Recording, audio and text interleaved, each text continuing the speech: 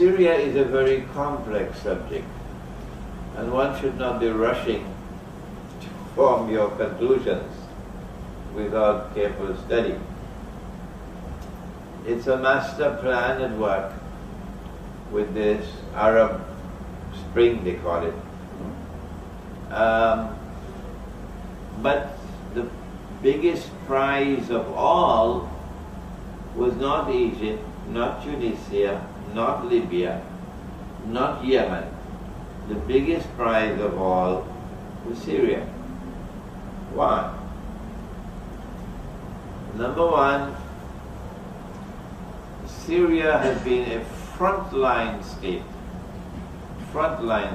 against Israel, with a common border with Israel. Egypt has a buffer zone in between, the Sinai, and Jordan, of course, is a Zionist state. These are the three states around Israel. Lebanon is important only to the extent that Syria is important, because of Syrian influence over Lebanon. The reason why Syria is so complex is because Syria not only has the Shia-Sunni divide, Syria also has a very important Christian community which belongs to Rome, not Western Christianity, more of Orthodox Christianity. And Syria also has the Druze and the Alawi and so on. So very complex. What they did was to install a regime in Syria long years ago. The French did it. To install a French-installed regime in Syria that will butcher Syria on France's behalf. And that was Hafiz al-Assad. Oh yes. The Assad regime over Syria was installed to do the work that the Zionists want them to do for it. But that's the same thing with Zia-ul-Haq in Pakistan. Zia-ul-Haq was in charge of Black September. Black September. I don't know why they call it Black September and Black Mail and Black this and Black Tail. They don't like the black color. But then Zia-ul-Haq stepped out of line.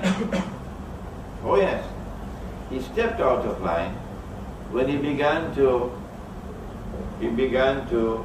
pursue an independent policy for Pakistan, and then the aeroplane had to fall down from the sky. You know, accidents always happen with Zionists. In the case of Syria, we see Syria moving in the direction of an alliance with Russia. So long as Russia was a Soviet Union, no problem, because the Soviet Union is a Zionist clone.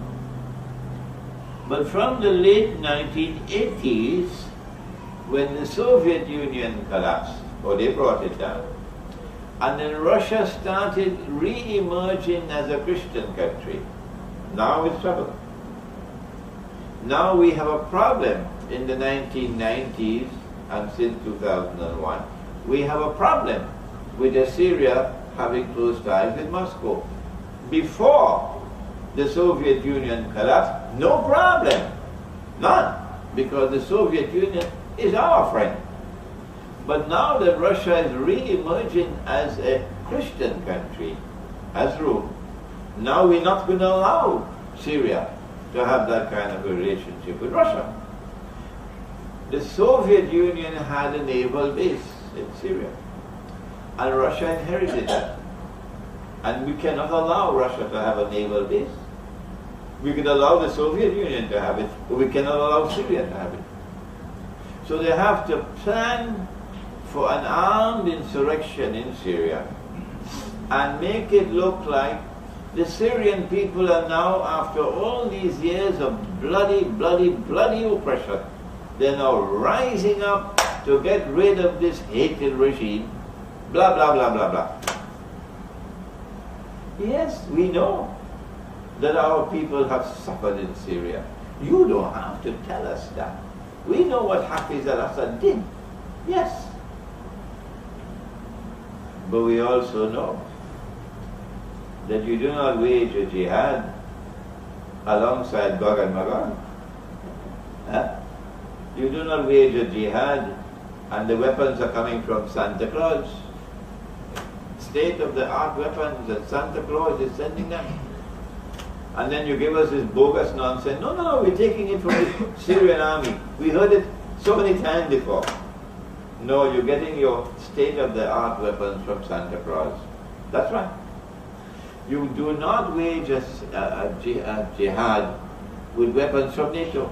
If that's your choice, go your way. When you die, we will not pray over your body. And we will never stand at your grave.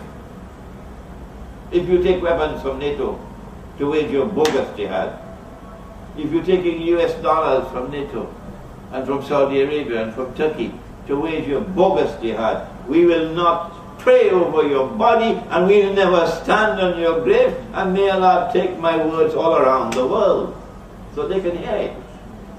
That's not the way we wage jihad. No. So this is the biggest plum of all, Syria. And the biggest amount of deception involved is in Syria. And to come and tell me that the Shia are killing Sunnis, what an inadequate analysis. What an inadequate analysis. With that statement, you want to complete your analysis of what's happening in Syria? If the armed insurrection in Syria were to succeed, the implication would be that Syria will be another Libya. Is that what you want? Shame on you. You're so shallow in your thinking. Shame on you. You want Syria to become another Libya? Huh? No. Finally, Syria is the biggest plum of all, because it is in Syria that Imam al-Mahdi will be in the masjid, and Dajjal will confront him outside the masjid, and Nabi Isa alayhi salam will return. When he comes down and after the salat is over, Nabi Isa alayhi salam will say, open the gates, indicating that the masjid is barricaded, indicating that the armed insurrection in Syria is going to continue until the day that Nabi Isa alayhi salam returns. That's the implication. You cannot succeed. You cannot succeed either one way or the other. The killing is going to continue until Nabi Isa alayhi salam returns. Yeah.